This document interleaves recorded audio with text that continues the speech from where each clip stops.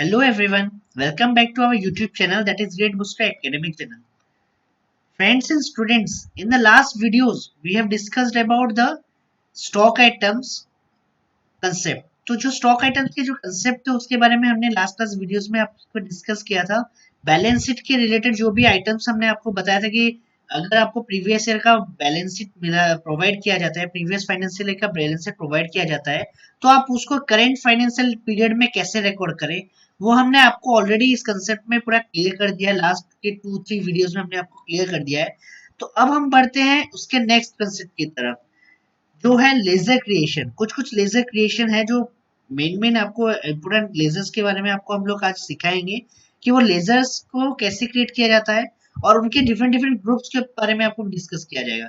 अगर आप non common students हैं तो ये वीडियोस को आप जरूर देखिएगा, क्योंकि ना इसमें आपको अंडर ग्रुप के रिलेटेड बहुत अच्छी अच्छी नॉलेज आपको मिल सकती है। तो स्टूडेंट्स, बिना कुछ देरी किए चलिए बढ़ते हैं। तो स्टूडेंट्स एंड फ्रेंड्स, जो भी ये वीडियोस देख रहे हैं, आपको हमने प्रैक्टिकल नोट्स प्रोवाइड किया था। अगर आपको प्रैक्टिकल नोट्स अभी तक आपने डाउनलोड नहीं किया है तो आपको डिस्क्रिप्शन में उसका लिंक मिल जाएगा। आप वो लिंक में जाके आपके जो रहता है वो पीडीएफ नोट जो हमने आपको प्रोवाइड किया है उसे आप जरूर डाउनलोड कीजिएगा, प्रिंट करके अपने पास जरूर रखिएगा। जिससे क्या होगा ना, आपको प्रैक्टिकल जो भी हम पढ़ा रहे हैं आपको इजीली हो सके समझने के लिए। तो फ्रेंड्स एंड स्टूडेंट्स, देखिए हमारा जो पेज नंबर 3 में हमारा जो फर्स्ट ऑफ ऑल आता है GST numbers of different parties, जो हमने ऑलरेडी पहले क्रिएट करके रिकॉर्ड कर चुका है। तो अभी हम बढ़ते हैं लेजर अकाउंट्स टू क्रिएट। जो कॉलम है, आपको जो टेबल दिख रहा है उस टेबल में बहुत सारे डिफरेंट डिफरेंट लेजर्स हैं। अप्रोक्सीमेटली पूरा 24 नंबर्स ऑफ लेजर्स हैं और उन लेजर्स के रिलेटेड अलग अलग अंडर ग्रुप भी दिया गया है। वो हम लोग आज थोड़ा अच्छी तरह से सीखेंगे। तो स्टूडेंट, जैसे आप सबको पता है कि हम लोग लेजर्स कैसे क्रिएट करते हैं, हमने पहले भी सीखा था। हमने कुछ क्रेडिटर्स के लिस्ट बनाए थे, कुछ डेटर्स के लिस्ट बनाए थे, कुछ एसेट्स के लिस्ट बनाए थे, इवन इफ कुछ लोन सिक्योर लोन जो भी हमने पढ़े थे, करंट लायबिलिटीज के बारे में भी हमने डिफरेंट डिफरेंट लेजर्स बनाए थे। वही प्रोसीजर से अभी हमको ये सारे लेजर्स बनाने हैं। बट इस वीडियोस में आपको अंडर ग्रुप के बारे में थोड़ा एक्स्ट्रा नॉलेज मिलेगा, इसलिए मैं ये वीडियोस आपके लिए बना रहा हूँ। तो आप अकाउंट इन्फो में जाइएगा, फिर लेजर्स में जाइएगा, फिर मैंने जैसे आपको बोला है आपको सिंगल ही चूज करना है, मल्टीपल नहीं। तो सिंगल में प्रेस करिएगा। तो अब देखिए, फर्स्ट ऑफ ऑल आपको जो पॉइंट मिलता है आपके प्रैक्टिकल नोट के हिसाब से वो है ड्राइंग अकाउंट। तो first of all students and friends, आपको पहले ये जानना जरूरी होना चाहिए कि लेजर ड्राइंग अकाउंट होता क्या है। तो ड्राइंग अकाउंट एग्जैक्टली क्या होता है, उससे पहले मैं आपको और एक चीज बताना चाहता हूँ। देखिए स्टूडेंट, यहाँ पर देखिए राइट हैंड साइड में यहाँ पर कुछ डेबिट बैलेंस शो कराया जा रहा है और क्रेडिट बैलेंस शो कराया जा रहा है, और उनमें से कुछ डिफरेंस भी दिखाया जा रहा है। तो ये डिफरेंस इसलिए शो कर रहा है क्योंकि मैंने सारे लेजर्स अकाउंट रिकॉर्ड नहीं किए हैं। जो हमने बैलेंस शीट में जितने भी सारे लेजर्स अकाउंट्स हैं वो नहीं रिकॉर्ड किया है, तो इसीलिए यहाँ डिफरेंस दिखा रहा है। आपके में ये डिफरेंस नहीं दिखाना चाहिए। अगर ये डिफरेंस दिखा रहा है तो मतलब आपने कोई लेजर को आइदर स्किप कर लिया है या फिर आपने कोई अमाउंट्स को मिसमैच कर लिया है। आपने अमाउंट्स के वैल्यूएशन करते वक्त आपने कुछ भूल रिकॉर्ड कर लिया है, तो उसको जरूर चेक कीजिएगा और ये मत जरूर देखिएगा कि यहाँ पर कुछ भी डिफरेंस ना हो और डेबिट क्रेडिट के बैलेंस दोनों सेम रहे। तो स्टूडेंट्स एंड फ्रेंड्स, तो आज हम देखते हैं first of all drawing account exactly होता क्या है। ड्राइंग क्या होता है, whenever A proprietor withdraws any amount of goods or any value from the business for his or her personal use is called as a drawing। तो drawing होता है क्या ना, जब एक प्रोप्राइटर अपने खुद के यूज के लिए, पर्सनल यूज के लिए बिजनेस से कुछ विड्रॉ करता है, आइदर कुछ अमाउंट विड्रॉ करता है, कुछ मनी विड्रॉ करता है या फिर कुछ गुड्स विड्रॉ करता है। तो जब भी वो कोई अमाउंट या फिर कुछ गुड्स या फिर कुछ मनीज विड्रॉ करता है तो उसको हम लोग बोलते हैं ड्राइंग। उसे क्या बोला जाता है, ड्राइंग। बट अगर वो वही अमाउंट ऑफिशियली पर्पज के लिए विड्रॉ करता है, बिजनेस पर्पज के लिए विड्रॉ करता है, तो उसे हम लोग एक्सपेंस बोलते हैं। क्या बोलते हैं, एक्सपेंस। बट अगर वो अपने पर्सनल यूज के लिए विड्रॉ करता है तो उसे हम लोग ड्राइंग बोलते हैं। तो देखिए हम लोग को यहाँ पर ड्राइंग अकाउंट सिंपली लिखना है, ड्राइंग अकाउंट सिंपली लिखना है। एंड ड्राइंग अकाउंट हमेशा कैपिटल अकाउंट के अंदर ही आता है। ड्राइंग अकाउंट किसके अंदर आता है, ड्राइंग अकाउंट कैपिटल अकाउंट के अंदर ही आता है। तो देखिए आप ड्राइंग अकाउंट को दो वे में रिप्रेजेंट कर सकते हैं। आइदर ड्राइंग अकाउंट को आप इनडायरेक्ट एक्सपेंस में लेके आप उसको रिकॉर्ड कर सकते हैं, इनडायरेक्ट एक्सपेंसेस में अगर आप चाहते हैं तो उसको रिकॉर्ड कर सकते हैं, या फिर आप कैपिटल अकाउंट को भी प्रेफर कर सकते हैं। आपके ऊपर डिपेंड करता है आप कौन से अकाउंट को चूज कर सकते हैं, कौन से ग्रुप को चूज करते हैं। बट मेरे ओपिनियन में आप कैपिटल अकाउंट को चूज कीजिएगा।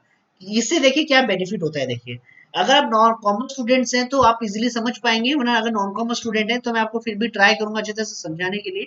तो देखिए, अगर होता क्या है, ये जो ड्राइंग एक प्रोप्राइटर मतलब ओनर को बोला जाता है, बिजनेस के जो ओनर होते हैं उसको प्रोप्राइटर बोला जाता है। जब प्रोप्राइटर कुछ अमाउंट विड्रॉ करता है ना, तो उसका भी डिटेल्स उसे बिजनेस में अकाउंट्स में रिकॉर्ड करके रखना पड़ता है।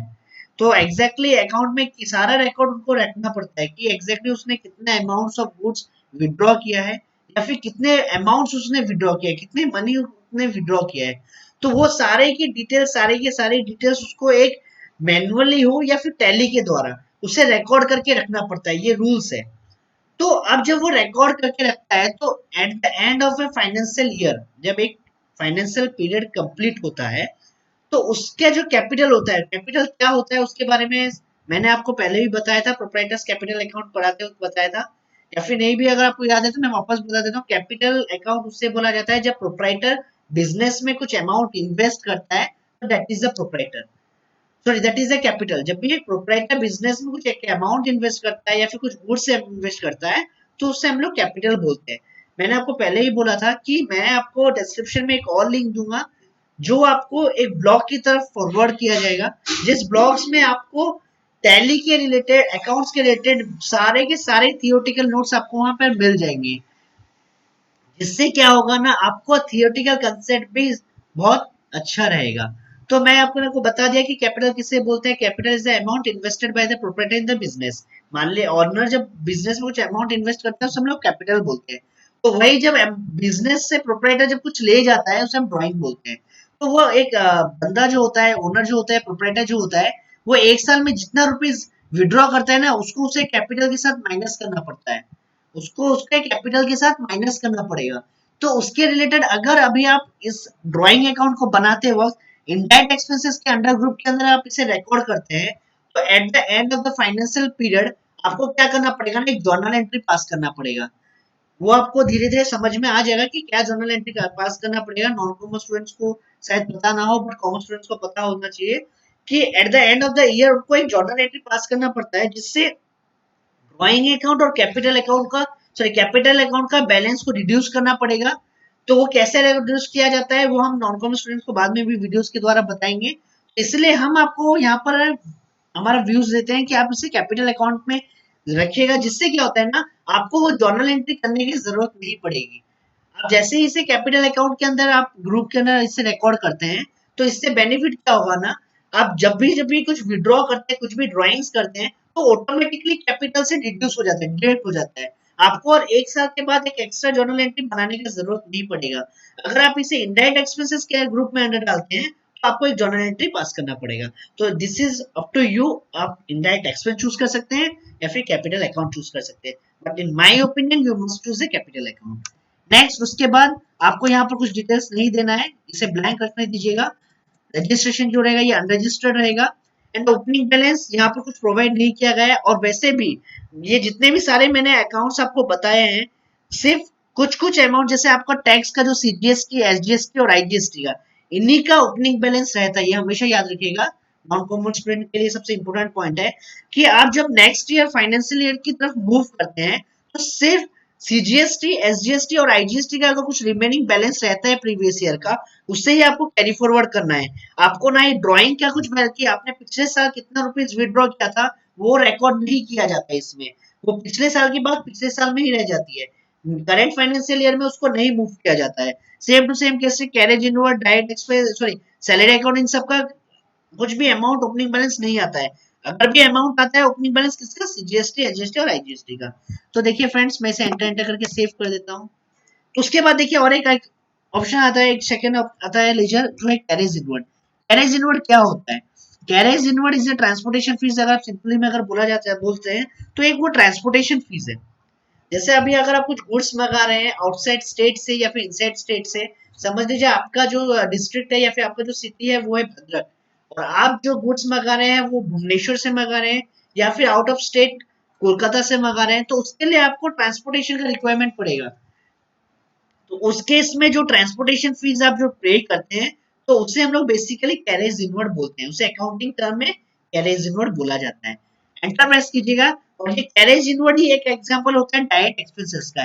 Expenses are of two types, एक होता है डायरेक्ट एक्सपेंसेस और एक होता है इनडायरेक्ट एक्सपेंसेस। डायरेक्ट एक्सपेंसेस क्या होता है उसके बारे में अगर आपको ज्यादा नॉलेज चाहिए तो आपको मैंने जो ब्लॉग का लिंक है उस ब्लॉग को फॉलो कीजिए, आपको पूरा अच्छी तरह से उसका डिटेल्स मिल जाएगा, सारे ग्रुप्स का डिटेल मिल जाएगा। मैं आपको बस ओवरऑली बता देता हूँ कि डायरेक्ट एक्सपेंसेस क्या होता है।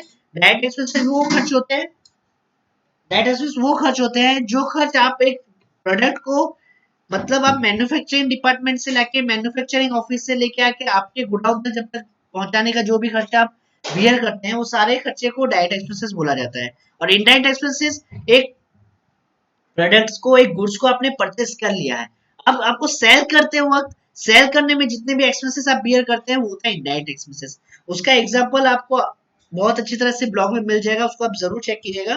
तो carriage inward is an example of direct expenses, तो ये डायरेक्ट एक्सपेंसेस में जाएगा। तो देखिए उसके बाद inventory values affected are no रहेगा। और यहाँ पर एक आता है type of ledger, type of ledger यहाँ नॉट एप्लीकेबल रहेगा। ये इनवॉइस राउंडिंग डिस्काउंट अकाउंट जो है ये मैं आपको बाद में बताऊंगा ये कब काम आता है। जीएसटी एप्लीकेबल, ये डिपेंड करता है आपकी सिचुएशंस के ऊपर। अगर आप जो कैरेज इनवर्ड मंगा रहे हैं, अगर आप जो कैरेज इनवर्ड पे कर रहे हैं, आप जो एक एक्सपेंसेस एक खर्चा है, आप कोलकाता से चीज मंगाए हैं उसके लिए आपको ट्रांसपोर्टेशन फीस देना पड़ा है, तो अगर उस फीस को देते वक्त आपने कुछ एडिशनल जीएसटी दिया है तो आप अगर उसमें जीएसटी एप्लीकेबल होता है तो आप इसे एप्लीकेबल कीजिएगा, यहाँ पर सेट और अल्टर जीएसटी उसको यस कीजिएगा, और यहाँ पर आपका टैक्सेबिलिटी रेट टैक्सेबल है या एग्जेम्प्टेड है वो आप चूज कीजिएगा। समझ पा रहे हैं कि यहाँ पर क्या चूज करना है क्या नहीं चूज करना है, टैक्सेबल क्या होता है एग्जेम्प्टेड क्या होता है, मैंने आपको ऑलरेडी बता चुका है। यहाँ पर और एक ऑप्शन रहता है देखिए जो होता है नेचर ऑफ ट्रांजेक्शन, क्या होता है nature of transaction. Nature of transaction के बारे में मैं आपको बस एक सिंपली बताता हूँ। इतने सारे ऑप्शंस आपको राइट साइड में डिस्प्ले कर रहे हैं, बट दो तीन ही ऑप्शन है जो आपको काम में आते हैं। वो एक होता है इंटरस्टेट परचेज एग्जेम्प्ट या फिर इंटरस्टेट परचेज टैक्सेबल, और एक होता है परचेज एग्जेम्प्ट और एक होता है purchase taxable. Students in the previous videos, एक के दो वीडियोस के पहले हमने आपको जब वहां पर जीएसटी के बारे में कंसेप्ट के थियोरेटिकल कंसेप्ट पढ़ा रहे थे, वहां हमने आपको इंट्रा और इंटर के बारे में डिफरेंस बताया था। अगर आपने वो वीडियोस को नहीं देखा है मैं लिंक में उसको वीडियोस आई बटन में उसका वीडियो जरूर अपलोड कर लूंगा, आप जरूर देखिएगा कि इंटर किसे, इंटरस्टेट कौन सा सेल को बोला जाता है और इंटरस्टेट कौन से ट्रांजेक्शन को बोला जाता है। तो यहाँ पर इंटरस्टेट का आपको चूज करना है या इंटरस्टेट करना है वो अभी आप यहाँ पर यूज मत कीजिए। मैं आपको जो नेक्स्ट आप देखिए आपके जो लेजर अकाउंट्स में जो आपको पेज नंबर 3 में है, लास्ट में एक है नेम ऑफ द लेजर में इनसाइड परचेस 5%, आउटसाइड परचेस 5%, वहां पर नेचर ऑफ ट्रांजेक्शन जो है वहां पर मैं आपको समझाऊंगा। अभी आप इसी को फिलहाल नॉट एप्लीकेबल करके रहिएगा। अगर आपको कैरेज इनवर्ड डायरेक्ट एक्सपेंसेस पे करते वक्त आपको टैक्स कुछ देना पड़ रहा है तो आप उसको यहाँ पर एप्लीकेबल करके या टैक्सेबल करके आपको जो परसेंटेज आपने पे किया उसे चूज करना है, या नेचर ऑफ ट्रांजेक्शन भी यूज करना है। नेचर ऑफ ट्रांजेक्शन के बारे में अच्छी तरह से मैं आपको इसके जो लास्ट प्रोसीजर जो लास्ट लेजर अकाउंट है उसमें आपको मैं समझाऊंगा। तो इसे फिलहाल तो हमें नो करना है क्योंकि ना इसमें हमारे इसको नॉट एप्लीकेबल करना है, इसमें कोई भी चार्जेस नहीं लग रहे हैं जीएसटी के। Enter enter enter enter. तो स्टूडेंट्स आपने देखा मैंने कैरेज इनवर्ड लेजर अकाउंट कैसे बनाया। Same to same godown rent account आपको बनाना है, वो हो जाएगा इनडायरेक्ट एक्सपेंसेस। मैंने आपको पहले ही बताया था कि डायरेक्ट एक्सपेंसेस वो एक्सपेंसेस होता है जब आप एक चीज को लाने में जो उतना पैसा खर्चे करते हैं, एक गुड्स एक प्रोडक्ट आपके पास पहुंच गया है उसके बाद जितने भी आप एक्सपेंसेस पे करते हैं वो होता है इनडायरेक्ट एक्सपेंसेस। तो ये इनडायरेक्ट एक्सपेंसेस में जाएगा। जीएसटी एप्लीकेबल नॉट एप्लीकेबल रहेगा, एप्लीकेबल कब रहेगा मैंने जैसे आपको पहले जिनोड में बताया था वैसे ही आपको चूज करना है। Enter enter. Same to same आपके जितने भी डिफरेंट अकाउंट्स है, सैलरी अकाउंट, ट्रांसपोर्टेशन एक्सपेंस, देखिए स्टूडेंट यहाँ पर एक माइनर मिस्टेक हुआ है, यहाँ पर एक मैंने भूल से यहाँ नंबर 5 में ट्रांसपोर्टेशन एक्सपेंसेस लिखा है, ये ट्रांसपोर्टेशन एक्सपेंसेस नहीं होगा, ये ट्रैवलिंग एक्सपेंसेस होगा। तो उसे जरूर मॉडिफाई कर लीजिएगा कि वो ट्रांसपोर्टेशन एक्सपेंसेस ना होगी, वो कौन सा एक्सपेंसेस होगा, ट्रैवलिंग।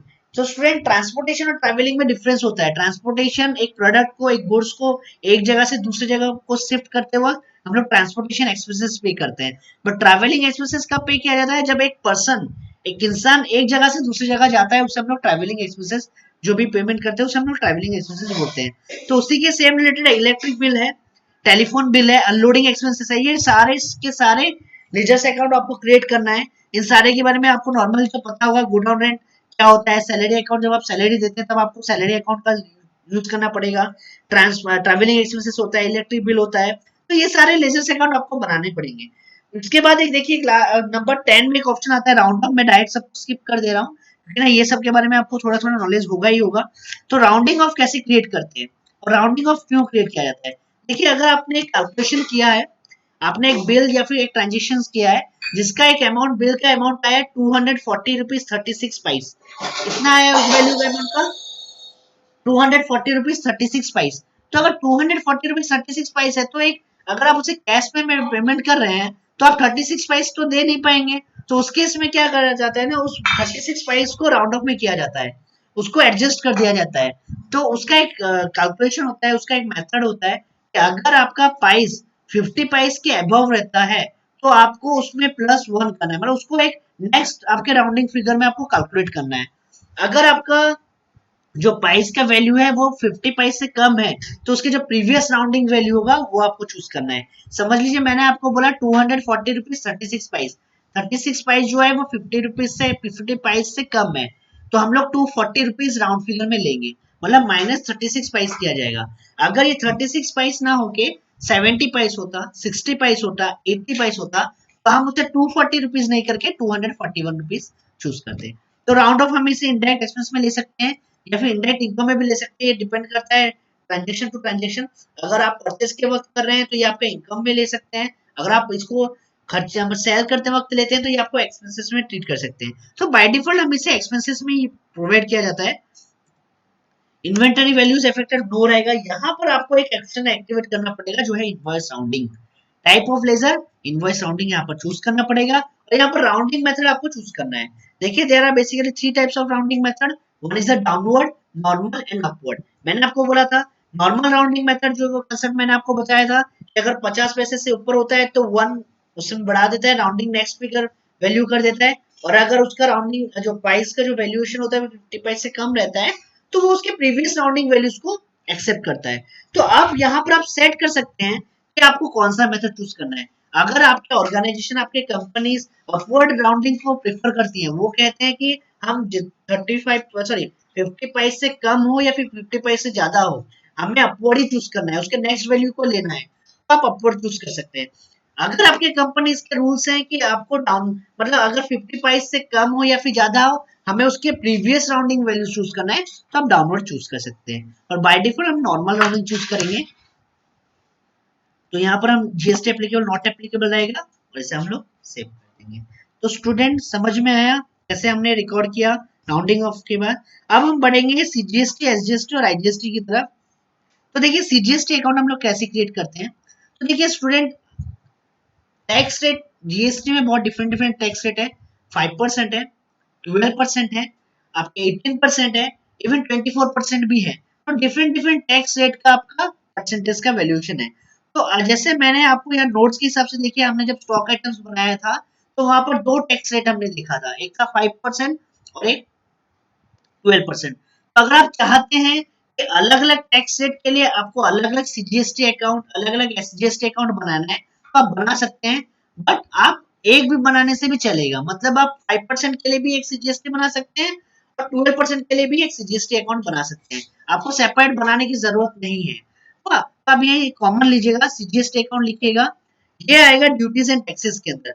जितने भी टैक्सेस के रिलेटेड होते हैं लेजर्स, वो सारे ड्यूटीज एंड टैक्सेस के अंदर आते हैं। तो अभी ये आ जाता है टाइप ऑफ ड्यूटी और टैक्स, ये कौन से प्रकार का टैक्स है, ये है जीएसटी, आपको एक्टिवेट करना है। देखिए स्टूडेंट, ये जीएसटी तभी एनेबल होगा अगर मैंने जो आपको सेकंड वीडियोस में, शायद पहले की जो फर्स्ट के सेकंड वीडियोस में आपको मैंने बताया था कि आप कैसे कॉन्फ़िगरेशन चेंज करते हैं after creating a company, first step क्या होता है, जीएसटी को कैसे एनेबल करते हैं। अगर उसने उसको आपने एनेबल नहीं किया होगा तो ये ऑप्शन आपको नहीं डिस्प्ले कर रहा होगा, जैसे आप यस कीजिएगा। अब ये कौन सा प्रकार का टैक्स है, CGST central tax. Percentage of calculation आपको नहीं देना है, इसे ब्लैंक रखिएगा। इसे आप तभी दीजिएगा, तब जब कब होता है दीजिएगा, जब अगर आपको स्पेसिफिक परसेंटेज के आप लेजर बना रहे हैं। जैसे समझ लीजिए हमारे यहाँ पर 5% का टैक्स है और 12% का टैक्स है, हमारे जो नोट्स के हिसाब से स्टॉक आइटम में। तो सीजीएसटी एसजीएसटी कितना होगा, आधा। अगर आईजीएसटी है 5% तो सीजीएसटी एसजीएसटी हो जाएगा 2.5%, एसजीएसटी भी 2.5%। तो अगर आप दो अलग अलग लेजर्स बनाते हैं 5% के लिए और 12% के लिए, तो आपको यहाँ पर 5%, आपको यहाँ पर 2.5% आपको इनपुट करना पड़ेगा। अगर आपको एक कंबाइन बनाते हैं तो आप एक यहाँ पर कुछ भी वैल्यूज रिकॉर्ड करने का जरूरत नहीं है। तो मैं आपको प्रेफर करूंगा कि आप इसमें एक सिंगल यूनिट सॉरी सिंगल ही लेजर बनाइए सबके लिए। बट अगर आपके ऑर्गेनाइजेशन आपकी कंपनी अगर आपको बोलते हैं अलग बनाने के लिए तो आप अलग भी बना सकते हैं। एंटर ओपनिंग बैलेंस, अगर कुछ रहता है तो आपको यहाँ देना है, बट यहाँ पर कुछ बैलेंस नहीं है तो इसलिए नील है। मैंने आपको कहा है सिर्फ सीजीएसटी एसजीएसटी और आईजीएसटी का ही बैलेंस आप ओपनिंग में डाल सकते हैं। और जितने भी सारे एक्सपेंसेस के बारे में मैंने ऊपर डिस्कस किया है उन किसी के भी ओपनिंग बैलेंस नहीं रहता है। सेम केस आप एसजीएसटी में कर सकते हैं, वही GST, state tax, enter enter enter and the final IGST, duties and tax, GST, integrated tax. तो स्टूडेंट्स आपने समझा कि हमने कैसे ये सब क्रिएट किया है। उसके बाद रिमेनिंग रहे तीन अकाउंट्स, वो लेजर अकाउंट्स आप खुद क्रिएट कर लीजिएगा। Depreciation account, discount allowed account, discount received account. Depreciation account क्या है आपको जहां तक सबको पता होगा, मैं आपको बस शॉर्टली बता देता हूँ। तो डेप्रिसिएशन अकाउंट क्या होता है, जब भी आप कुछ एसेट्स परचेज करते हैं या फिर कुछ भी प्रोडक्ट परचेज करते हैं, बेसिकली एसेट जो खरीदते हैं बिजनेस पर्पज के लिए, तो कुछ साल के बाद मतलब हर साल उसका वैल्यू डिक्रीज होता है। समझ लीजिए आपने एक लैपटॉप अभी परचेज किया है, after the completion of 1 year, एक साल होने के बाद उसका वैल्यूज आप बताइए कंस्टेंट रहेगा या रिड्यूस होगा या इंक्रीज होगा। मतलब आपके पास जो लैपटॉप है उसी लैपटॉप का बारे में बताया जा रहा है। अगर आप उसे सेल करते हैं तो उसका वैल्यू आप कम करके सेल करेंगे या इंक्रीज करके सेल करेंगे या कंस्टेंट में सेल करेंगे।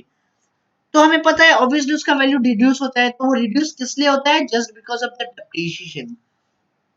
डेप्रिसिएशन के लिए हर फिक्स एसेट का वैल्यू रिड्यूस होता है। तो हमको क्या करना है, हर साल जितने भी सारे एसेट्स मैंने आपको बैलेंस शीट में दिखाए थे, फिक्स एसेट जितने भी सारे थे, कंप्यूटर थे, फर्नीचर थे, लैंड एंड बिल्डिंग थे, इन सबके डेप्रिसिएशन को हमको हर फाइनेंशियल पीरियड में चार्ज करना है। और हर एसेट का डिफरेंट डिफरेंट टैक्स रेट होता है।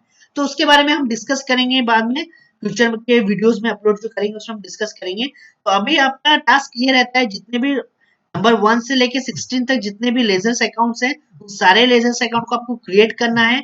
मैंने आपको ऑलरेडी बता दिया है बेसिकली कैसे ग्रुप में क्रिएट किया जाता है। उसके बाद जो रिमेनिंग रहता है 17 से लेके 24 नंबर तक, वो हम आपको नेक्स्ट वीडियोस में जरूर सिखाएंगे। तो स्टूडेंट्स आज का वीडियो हम लोग यहीं पर कंप्लीट करते हैं। अगर आपको वीडियोस पसंद आए तो इसे जरूर लाइक कीजिएगा, और अगर अभी तक आपने हमारे चैनल को सब्सक्राइब नहीं किया है तो चैनल को जरूर सब्सक्राइब कीजिएगा।